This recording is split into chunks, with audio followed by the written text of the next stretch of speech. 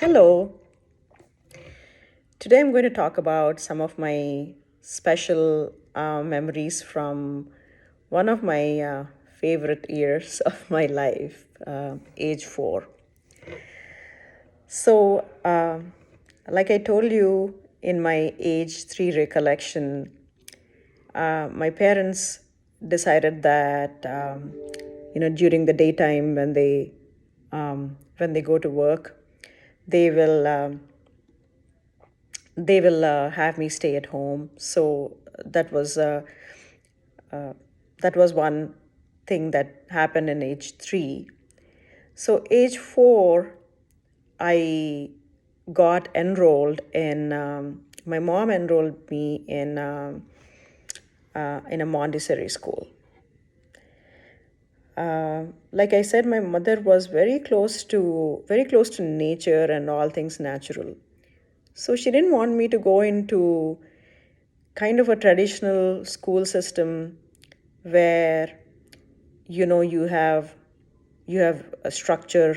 You come to school at this time, and 9 to 10 is math period, and 10 to 11 is you do this, and 11 to 12 you do some nursery rhymes.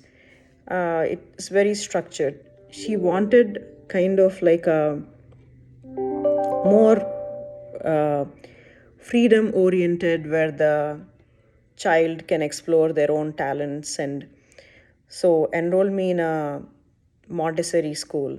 It was actually a very famous Montessori school in Hyderabad, Tarapurwala Montessori School. And what happened over there is, for those who are not well versed with the traditional Montessori school system, there are various stations of activities. Okay, and it's all self learning. So one station will have place where you can cut vegetables, and one place station will have place where you can pour water. One will have puzzles, and one will have a place carpentry, like nothing dangerous, like simple simple things. So um, and then the child goes and kind of goes towards what they're attracted to, and it's kind of experiential learning in the process of that. Some of the stations are manned by your teachers. They're just sitting there, and whoever goes towards what they like, uh, that the teacher will help you or kind of direct you learn that. But it's all experiential learning. So the one thing that I can say is, some it depends on the child's personality also, I guess. I'm a person who's always does best when there is structure. When there is no structure, uh, I kind of get attracted to um, uh, the same things over and over again. So what happened is, the whole year I kept going to the same station, which is basically, there was a little tray with a small jug. You'd fill water and you'd pour it in all these glasses. So I would just keep doing that, like every single day for hours and hours. Some of the other stations, so my mother would ask me, "Are you trying other things?" Sometimes I would go to the puzzles.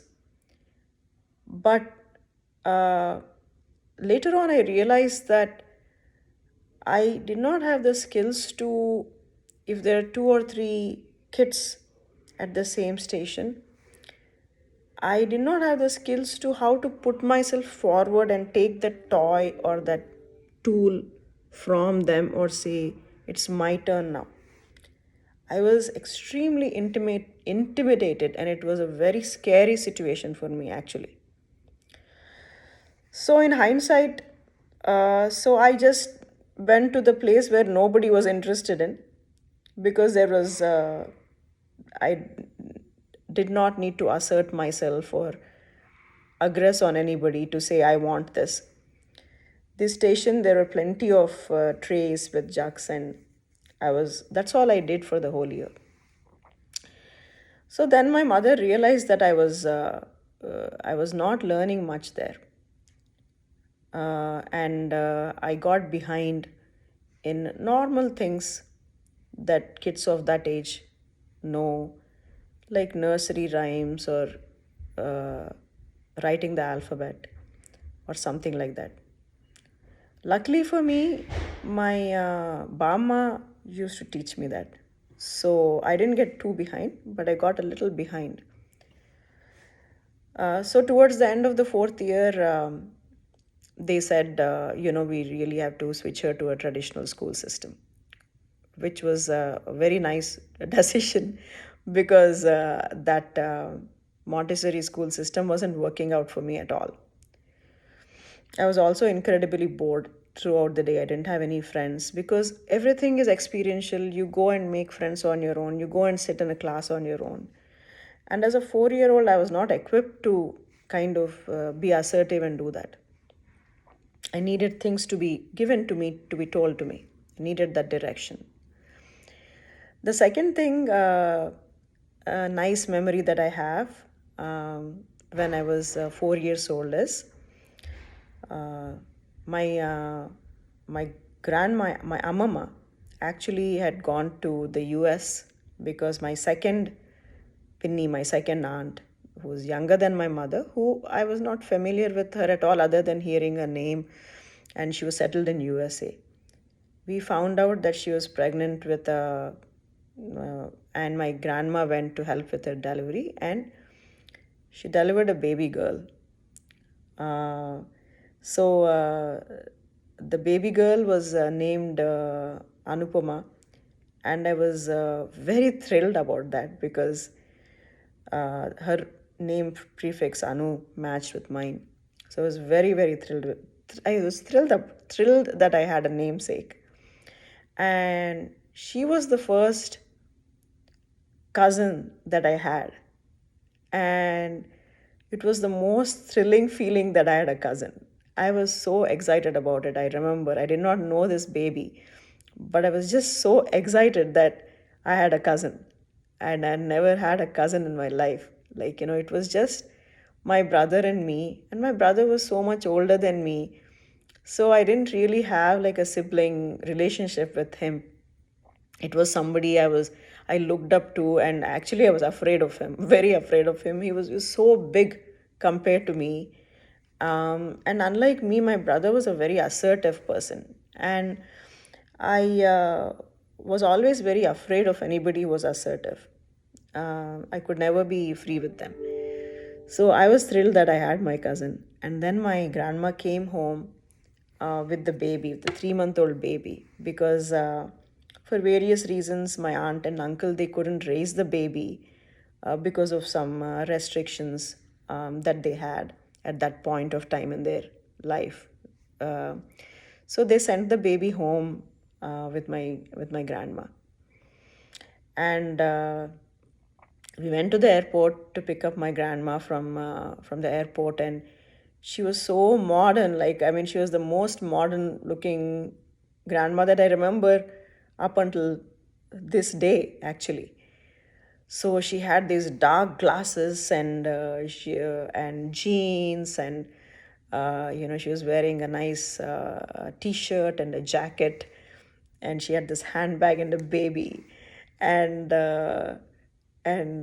she had like dyed her hair, and she had already developed an American accent, and she was speaking only in English. And we picked her up from the airport, and she was nothing like the grandma I knew back in LIC colony. And when I reflect, I feel as women, we have so much inside us that we are not given an opportunity to express for fear of society, or because we just don't have the opportunities. So I saw a different side of my grandma. I was very proud of her. And I remember I sat next to her, and she had this amazing smell that emanated, like, from her clothes. And later on, I came to identify that everybody who returned from America, or any clothes that came from America, had this smell. Many years later, after I myself moved to America, I realized the smell of lavender fabric softener. But I did not know what it was. It was just amazing to sit next to her. And she had asked my brother what he wanted. And my brother, like I said, he was very assertive. He was very comfortable saying, I remember he asked for a jean jacket, and she got him like a very nice jean jacket with labels on it that he wore for a very long time, actually. And then I think she asked me also over the phone what I wanted, and I said, I want nothing.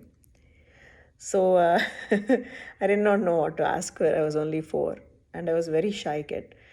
I was a very shy kid. So, I remember that incident as a very pleasant memory in my life. That baby coming home, my first cousin coming home. Then the third memory, important thing that I have is my mother, um, whenever she came home, I think she wanted to spend some time with me because all day she was at work. And like I said, back in the day, working mothers were very, very rare. Most mothers, almost everybody I knew was a housewife, and they were spent all day at home with their children. So my mother used to work, and there were a couple of mothers who lived next door. They used to work, and there was an auntie across the street. They were Christians. She used to work, but most people did not work, and they were stay-at-home moms. So I think my mom wanted to spend as much time with me as possible when she came home because I used to be all alone. So it was a ritual every single day. Not one day also she missed. After she came home, she would take me on a walk. It was like a half a mile walk to the neighborhood market. And I used to walk next to her. And I used to wait for this moment. I remember I used to wait for this moment. I would not hold her hand because for me, I knew like it was my most favorite moment. Like about 100, 200 feet after she walked, she would lend her hand down for me to hold.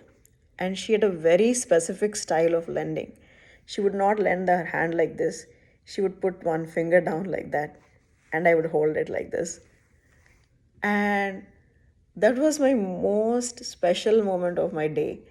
It was something very thing that I look forward to. And only so that I can experience that when we started the walk, I would actually not hold her hand. I would walk all by myself alone, and I would be waiting. I would be testing. That was my a sign of love. My mother does my mother love me still like that every day? And then when she did that, I was like, okay, she still loves me, and I would hold her. I don't know. That was so special for me. To hold her finger like that and walk. It must have been very tiny because her finger came down like that. I used to walk with it. And then the other special thing that I remember. So she used to take me to the market and buy me, if you guess it, an apple. And then she would wipe the apple with her sari pallo, and I would eat it on my way home. And by the time we reached home, only the core would be remaining, and I would throw it. So this was a ritual every single day without missing. We used to do this. So I would look forward to her coming home. Then the other thing that I remember when I was 4 years old is on our walk to the neighborhood market square of our neighborhood, of the locality where we lived in, we would pass a Muslim beggar. Okay, he was an old man. Must have been about, maybe, looked old back then. Maybe he was not very old. Maybe he was around 62, 63 years old, somewhere between 60 and 70 years old. I think he was around 62 years old. And if in my life I can define dignity, it is this beggar. So what he would do is, there used to be a very clean cotton cloth that he would, thin, clean cotton cloth that he would spread. And he had four stones to hold it down. And then he would just sit in front of it. And when people passed by, he would not say, like, unlike other beggars, and there are so many beggars in India and still are, "Madam, I'm hungry, like I have, this thing, I have not eaten, or I'm blind," or nothing. He would wear his skull cap, and he had glasses. I don't know how he could afford them. He would just sit there. And as he would pass by, he would just say, "Salam alaikum," which is the Muslim greeting. It also literally translates to "peace be upon you." That is all. He would just make his presence felt. And there was no solicitation, "give me money," but it was obvious that he was in need of money. And it was totally up to you whether you chose to just respond to him back with "Walaikum assalam," "peace be upon you" as well, or give him money, or just ignore him. It was really up to you. There was no infringement on it. He just made his presence felt and just left it up to you. So even today, I think he was the epitome of dignity for me. You cannot get down to any more undignified thing than begging, right? But he was still dignified in it. So we used to pass, and my mother used to give him some money, um, put that thing. And then later on, until I passed my whole life, whenever I passed the beggar, when I knew I was going to pass that, even if it was 5 naya paisa, 10 NP, 15 NP, I would save it and I would give it. I've never passed him without giving him any money. If I didn't have any money, I would actually go purchase something so that I have it to give it to him. Then eventually, I did that till I was 15 years old. When I was in 10th grade, one day I stopped seeing him and I realized he has passed away. Must be. I never saw him again after that. So that was a memory that I have. Then my most favorite memory of my 4 years old is, I'd heard a lot of tales then of what a birthday party would be like.